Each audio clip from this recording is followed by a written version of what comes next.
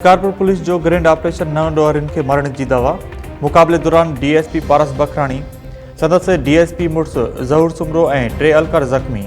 Police मूजिब मंशा वारे इलाइक़े में ऑपरेशन दौरान 9 ॾोहारी मारिजी विया। मारिजी वियल ॾोहारियुनि में शहज़ाद उर्फ सदू शेख, शहमूद शेख, इमदाद शेख ऐं ॿिया शामिल। ॾोहारियुनि जी फायरिंग में डीएसपी पारस बखराणी सदस्य मुड़स डीएसपी गड़ी यासीन, ज़हूर सुमरो ऐं अलकार मोहम्मद अली समेत 3 अलकर ज़ख़्मी थी पिया। डीएसपी पारस बखराणी ऐं डीएसपी ज़हूर सुमरो गणती जोगी हालत में सखर अस्पताल मुंतकिल। डीआईजी लाड़काणो नासिर आफ्ताब पठाण शिकारपुर में ॾोहारियुनि सां मुक़ाबले दौरान डीएसपी पारस बखराणी ऐं डीएसपी ज़हूर सुमरो जे ज़ख़्मी थियण जी तस्दीक़ करे छॾी। टाइम न्यूज़ सां ॻाल्हाईंदे डीआईजी लाड़काणो चयो त डीएसपीज़ पारस बखराणी ऐं ज़हूर सुमरो खे ॿ गोलियूं लॻियूं आहिनि। ॿिन्ही डीएसपीज़ खे जिस्म जे मथे हिसे में गोलियूं लॻियूं आहिनि। ज़रूरत पवण ते पारस बखराणी ऐं ज़हूर सुमरो खे एयर एम्बुलेंस ज़रिए कराची मुंतकिल कयो वेंदो। गुज़िरियल ॾींहुं शिकारपुर में लखे रुपयनि जी फुर वारदात बैदि पुलिस कुराड़ो शेख ऐं शहज़ादो शेख गैंग ख़िलाफ़ कार्रवाई कई।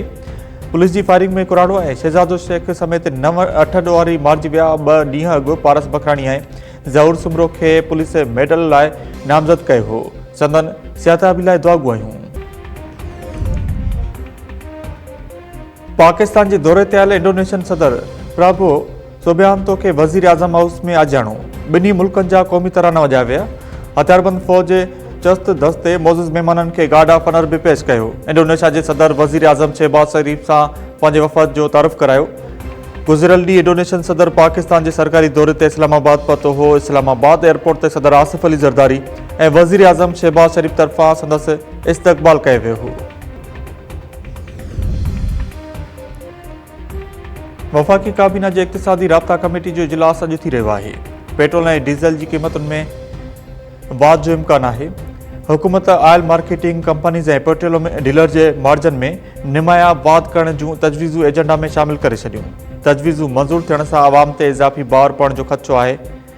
एसीसी आॾो पेश कयल सभ खां वॾी तजवीज़ ऑप्शन 2 मूजिब ओएमसी मार्जन में ₹1.63 फ़ी लीटर ऐं डीलर मार्जन में ₹1.79 फ़ी लीटर वाध जी तजवीज़।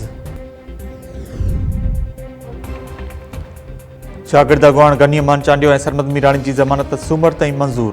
सिंध हाई कोर्ट में नज़रसानी दरख़्वास्त ते ॿुधणी। अदालत ॿिन्ही शागिर्दनि जी ज़मानत सूमर ताईं मंज़ूर करे छॾी। वकील परवर चांडियो मूजिब गनी अमान ऐं सरमद मीराणी जी ज़मानत मेरिट ते मिली हुई। सिंध हाई कोर्ट जी 2 रुकनी बेंच गनी अमान चांडियो ऐं सरमद मीराणी जी ज़मानत मंज़ूर कई। दहशतगर्दी टोड़ अदालत तरफ़ां ज़मानत रद्द करण बैदि सिंध हाई कोर्ट में ज़मानत लाइ दरख़्वास्त दाख़िल कई वई हुई। ऐं नवाबशाह में हथियारबंदनि जी फायरिंग ड्यूटी ते वेंदड़ लेडी पुलिस कांस्टेबल ज़ख़्मी। 5 हथियारबंदनि फायरिंग करे लेडी कांस्टेबल रुखसाना मशहूरी खे ज़ख़्मी करे छॾियो। गणती जोगी हालत में अस्पताल मुंतकिल। पुलिस मूजिब लेडी कांस्टेबल खे 5 खां वधीक गोलियूं लॻियूं आहिनि। रुखसाना मशहूरी घर खां वुमेन थाणे ते ड्यूटी ते वञी रही हुई त मथस फायरिंग कई वई।